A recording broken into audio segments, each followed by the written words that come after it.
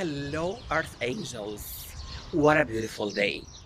I have promised you for a post of a solution from the core how to deal with covert narcissist. A recap. It's a very dangerous personality disorder where he or she are thinking that they are the center of the universe, manipulative, and the DSM, Diagnostical Manual of Psychiatry, is yet to discover how to deal and understand and find an exit plan. Now, there are two parts of this post which I recommend you to watch the previous post and this post again. If you are married with children and you're committed to a very high-end business, as in you are having a company relationship where you have millions and millions invested, I do believe in the power of miracles and God Almighty that you are trying your level best and you can afford the psychiatry, psychology, the law, the lawyer's advice. And all of us are praying that covert narcissist can move back to the anchor of love and light and kindness and willing to go forward with you to therapy. Yet, if you are not married, you are single, or an employee, or even you are high in a position dealing with a covert narcissist, remember that they are very dangerous and they are very, very manipulative. Sadly, from my heart, I highly recommend you to exit and never look back. Now, how are you going to exit from the relationship with a covert narcissist? You are to do it very slowly and very smartly and very quietly. In fact, when we talk about morals, ethics, and principles, remember, covert narcissist has none of the above, and I mean it. Do your research and you will find that what I'm saying is true. So, you are ethically allowed to manipulate the manipulator, because sadly this is the only way to deal with the covert narcissist, because they are very, very, very smart and they're always one step ahead. Example, change doesn't happen overnight. They will come to you with crocodile tears, promise you that they are changing and they are trying their level best. Remember, change doesn't happen overnight. If they're not willing to go to a psychologist, psychiatrist, therapy, rest assured that is a technique that they do to destroy you with something called slay program. I promise not to use sophisticated terminology, but for this post, I have to. Slay program is the very ugliest form of destruction. It's almost like killing, but they are killing you spiritually, psychologically, emotionally, that you're so destroyed and damaged that it will take you years to bounce back, if ever you do manage to bounce back. Yet you know me well, I'm a person who believes in hope. So, make an exit plan and do it slowly and smartly. Secure your banks, your bank account, your commitments, your documentation, because they will not hesitate to even reveal all your private, intimate SMSs or messages that they will use it against you in something called smear campaign. I repeat, smear campaign. That is when they will socially tell things badly about you and use a whole army of manipulation and deceiving and telling everybody that you are the one who's to be blamed and you are the one that who are damaging their relationship.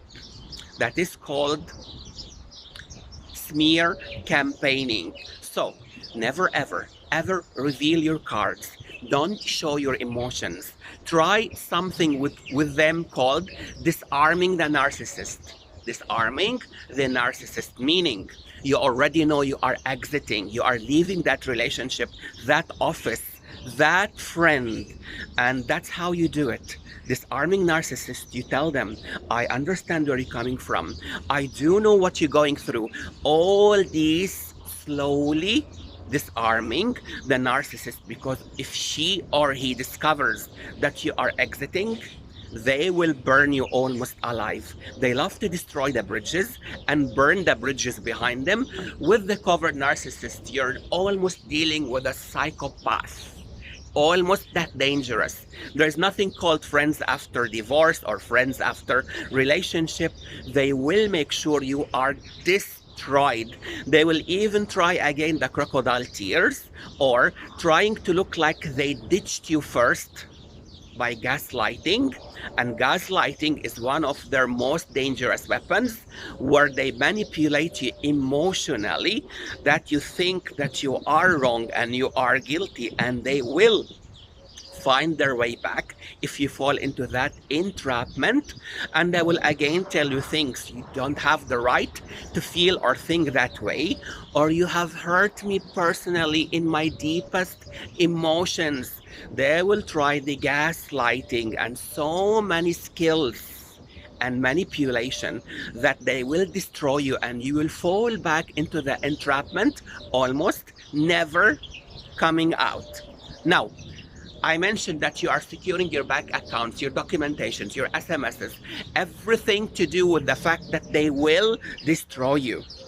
They will try, I apologize, to destroy you. Now, if you can afford a lawyer, do the filing motion.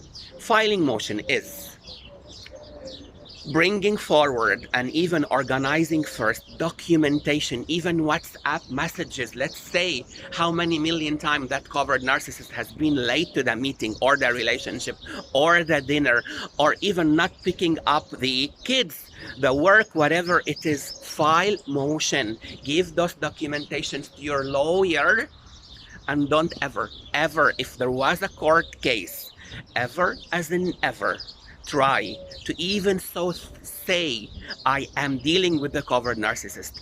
I'm not even sure if that is accepted in the terms of the court yet. Remember, the judge has the final say.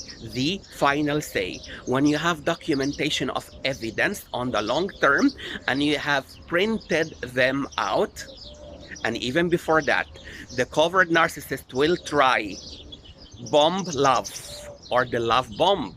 Meaning to say, they will bombard everybody around you with love and affection and attention, including everybody who is helping you officially, even at the lawyer's office, even in the court.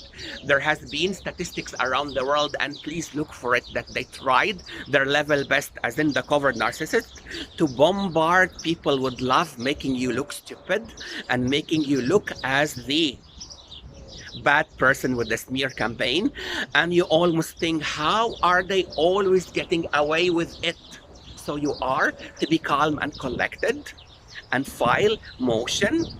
And on that day of the court case, if ever God forbids, the judge has the final say. That is called law and the beauty of law.